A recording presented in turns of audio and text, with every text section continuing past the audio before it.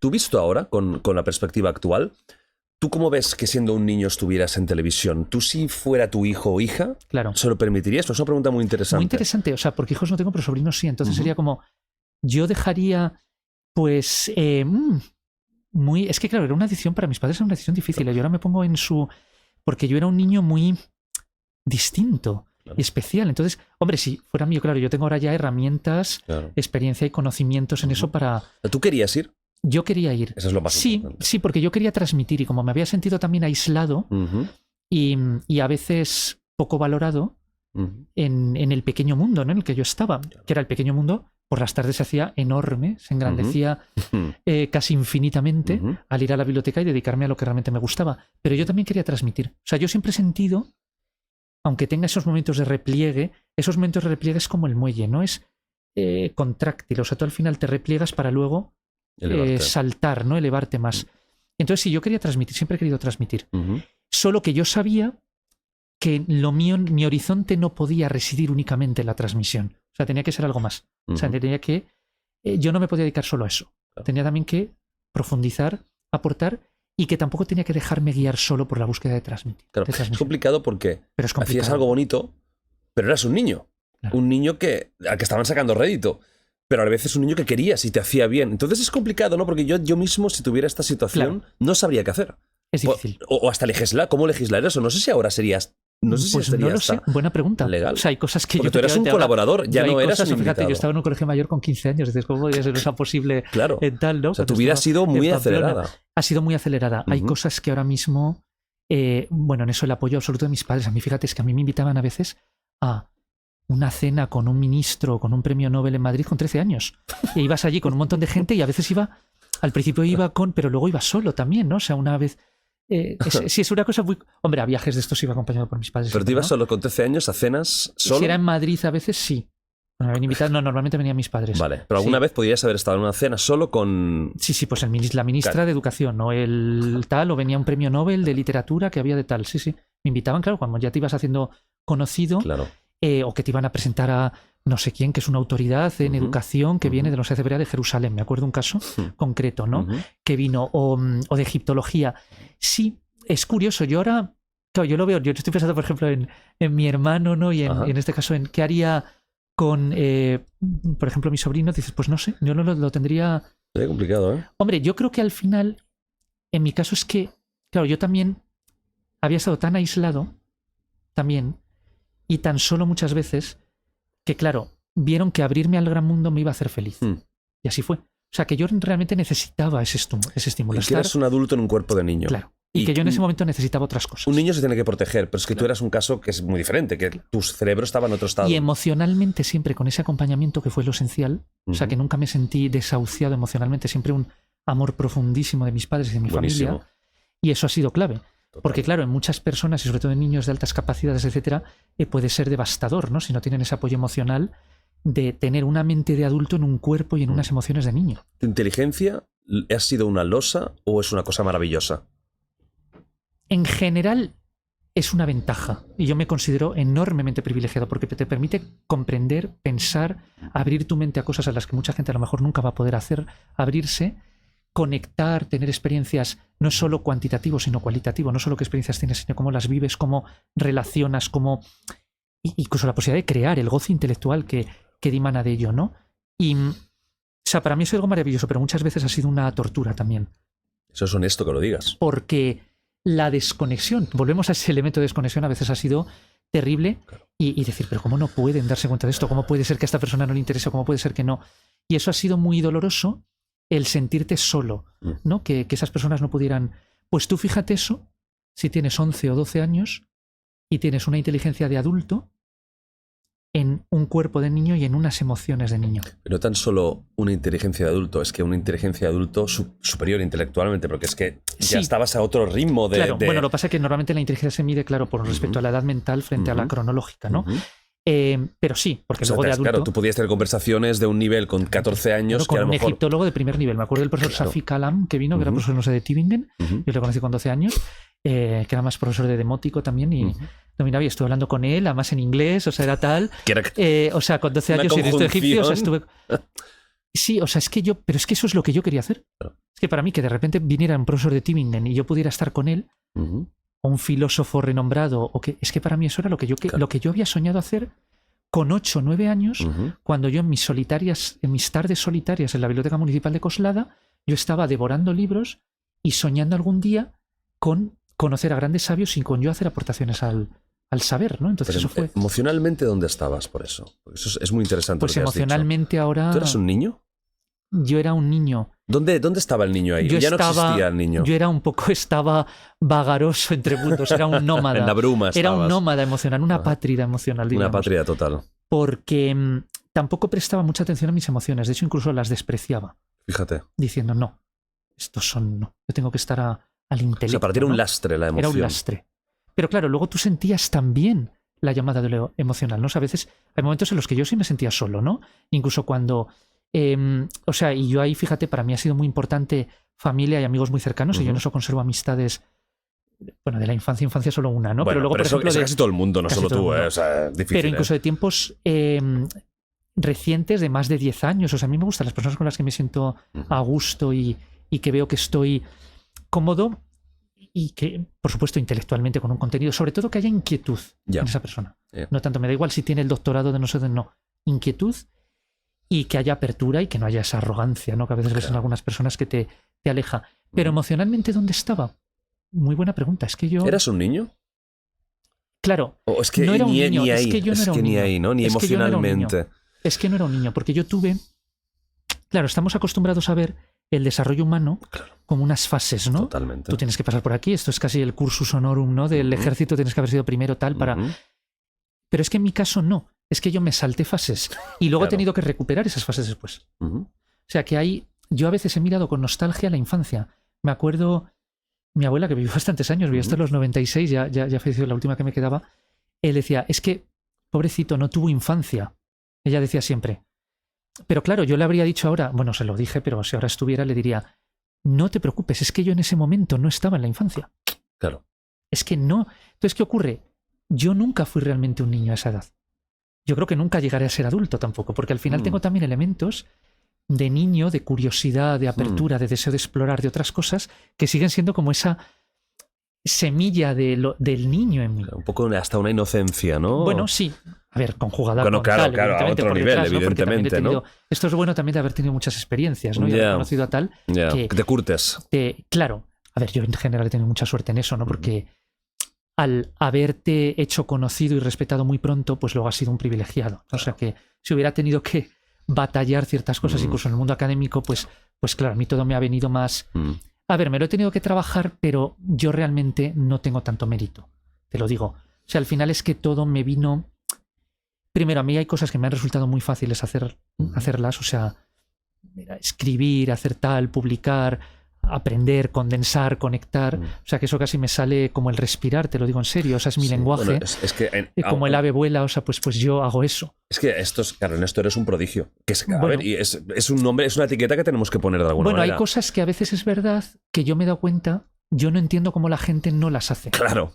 O no lo digo, pero es que como no puedes entender, incluso cuando yo estoy en clase explicando cosas de teoría del conocimiento de tal edad, y hay alumnos que levantan mano y digo, es que esto, profesor, es que esto no lo entiendo, y digo, pero yo lo vuelvo a explicar, encantado, pero digo, ¿cómo no puedes entender? ¿Te frustra? Antes sí, ahora no, ahora soy más comprensivo. Pero claro, ¿qué ocurre? Que a mí, por ejemplo, yo me acuerdo un director de tesis que yo tuve en filosofía que una vez empezamos tal y a las pocas semanas le presenté como 200 folios. Si tenía tal, te lo digo, era como, no sé, 5 semanas más o menos. Porque yo cuando yo me meto en un tema, madre mía. Y él me dijo, claro, me conocí de conocimiento y dice, lo suyo es un continuo milagro, ¿no? Me decía así, se me quedó como lo suyo es un continuo milagro. Y luego otra vez a un editor bastante famoso, no voy a decir el nombre porque seguro que a lo mejor incluso lo ve, pero bueno, que yo le tengo muy aprecio. Y entonces le presenté una cosa y me dice, dices que hay cosas que tú haces que son prodigiosas. Me decía así. Y digo, ya, pero yo no sé si la gente las va a comprender o va a estar en tal. Yo tengo que hacer el esfuerzo de esto. Y ¿sabes lo que ocurre? Que es que yo me doy cuenta. A todos nos pasa, ¿eh? Yo creo que hay cosas que nosotros hacemos de manera automática, que no necesitamos ni reflexionar y que luego te das cuenta de que para ciertas personas son muy complicadas. Totalmente. Igual que cuestiones emocionales o ciertas cuestiones de otro estilo, para mí siempre han sido muy complicadas, o incluso cuestiones muy prácticas, que yo siempre he sido un desastre, y otras personas, pero ¿cómo puedes? Esto tal, y a mí es como, se me hace un mundo. Claro. Y sin embargo, en ciertas cuestiones intelectuales teóricas, yo he nacido con un tipo de mente, desde que era niño, que es que asimilar es absorber, pero absorber asimilativamente, ¿no? Adueñándote de esa información. Asimilar, eso. Conectar y expresar, es que para mí es una cosa muy sencilla. Entonces, claro, yo a veces digo, esto, pero como no, tal, o yo ahora que dirijo una revista de filosofía bastante famosa, Revista de Pensamiento, y a veces los autores tardan en darte tal. Digo, es que yo lo haría esto enseguida, ¿cómo puede ser que tarden tal? ¿No? Si esto lo hago. Claro. Pero es que para mí eso ha sido como muy... Entonces me he hecho mucho más indulgente, ¿no? En cada uno tiene el tipo de mente que tiene. Total. Y extrae todas las posibilidades de eso. O sea, el mundo es diverso y es bueno que sea diverso. Al final, el progreso de la especie nace de las variaciones individuales. No tengas ningún tipo de vergüenza a ser distinto, ni mejor ni peor. Es decir, cada uno, todos tenemos un lugar en el mundo. Entonces yo siento que el mío es esto, es escribir libros, es conectar y es transmitir. ¿Te has abierto a las emociones por eso más con los años? Con los años sí. Claro, lo que pasa es que yo creo que hay... ¿Sabes lo que pasa? Que es que yo creo que hay... Volvemos a lo mismo. Cuando yo debía haber sido niño, no era niño. Entonces luego he arrastrado todo lo que tiene que ver con incomprensión, a veces dificultad para conectar con otras personas, pero también con esfuerzo. Es una lucha, ¿no? O sea, yo creo que es una lucha que siempre me ha resultado, bueno, pues complicada. Igual que te digo que el elemento intelectual a mí no me ha resultado... Por ejemplo, pues a mí me ha interesado siempre la física. Yo nunca he estudiado física. Lo que pasa es que a mí me interesa mucho más que la química y todo, me interesa la física, ¿no? Y he leído muchísimo. Incluso aspectos complejos de la física y la matemática. Incluso que a veces hablo con amigos que tienen doctorados en matemáticas y te dicen, ¿pero esto cómo lo sabes? Y esto solo se enseña. Digo, pues me he puesto a estudiarlo por mi cuenta y llego a tal y les hago preguntas que dicen, tal... Te lo digo en serio, ¿no? Sí, hay otras ramas que sí me resultan más, por ejemplo, las que son más prácticas de tal, no sé, las finanzas, que no me interesan nada. Por ejemplo, y hablo, más. Pero es porque no me interesa. Claro. Es que yo al final me he dado cuenta de que es lo que realmente me interesa. Temas desde, no sé, la filosofía india, la egiptología, la neurociencia, la filosofía de la mente, la física, la cosmología, el tal. Eso es que no me cuesta, pero porque también es verdad que le pongo peño.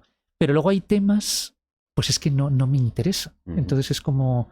Bueno, de teoría económica sí, ¿no? Porque ahí hay un elemento más filosófico, ¿no? Pero otros temas como más prácticos, pues que no... No te interesan tanto. Incluso informática. Pues la inteligencia artificial sí, la teoría de tal, pero la informática no me ha interesado nunca. La programación en sí... Cero. Electrónica, tal, cero. ¿Te gusta tener relaciones personales o sigues un poco aislado de las personas? Sigo un poco aislado. O sea, yo espero... Ahora que además... bueno, esto no sé cuándo se emite, pero bueno, ahora este año cumplo en... Este año cumplo 40. No, ya sé que se emite este año, pero no Estaría bien, que se emitiera en el 2042. En marzo, no, pero te digo porque en marzo, o sea, en breve, estamos grabando en febrero, pero en breve cumplo 40 años, que es una cifra que a mí me... Pues como yo siempre he sido el niño prodigio, era y siempre sigues joven. teniendo cara de niño, la verdad, no te engañaré. Sí, por eso me reconoce mucha gente a veces por la calle. Estás igual, no ha cambiado mucho, ¿no? Claro, pero que fíjate, o sea, desde el punto de vista de la mente, como yo siempre estoy acostumbrado a haber sido el más joven, el niño prodigio, claro, pues es una cuestión, es que cumples 40. Sí, ya no eres el niño prodigio, ahora ya el niño ya es de... Fíjate en la Biblia, ¿no? Tú sabes que el 40 era una edad de plenitud, por eso Moisés en la Biblia, ¿cuántos años tiene? 120, que es 40 por 3, ¿no? Obviamente no cumplió 120 años, no es simbólico. O Jesús tuvo 40 días en el desierto, bueno, es obviamente simbólico. Pero bueno, pero significa plenitud. 40 es una cifra muy redonda. Y claro, como yo siempre he sido tan, pues estabas pues a los 11, a los 12, tal, a ver si a los 15 he hecho tal, a los 21 tengo que haber publicado tal, y me siento satisfecho, o sea, contento con lo que he hecho, me siento bastante en paz. Me siento además ahora en una etapa como también de recoger frutos, de plantar semillas, o sea, has plantado semillas y también vas recogiendo frutos. Me siento muy contento por las personas con la... Pero es cierto que siempre he tenido todavía ese aislamiento y yo espero que a partir de los 40 sea... A ver, esa obsesión que a veces he tenido también de recuperar todo lo que no viví, no. Porque, oye, hay cosas que no se puede, cada uno tiene. Y yo también viví muchas cosas que hay gente que a lo mejor no va a vivir nunca. Claro. Entonces, lo aprovecho. Pero bueno, yo creo que, claro, en eso, ya te digo, yo al final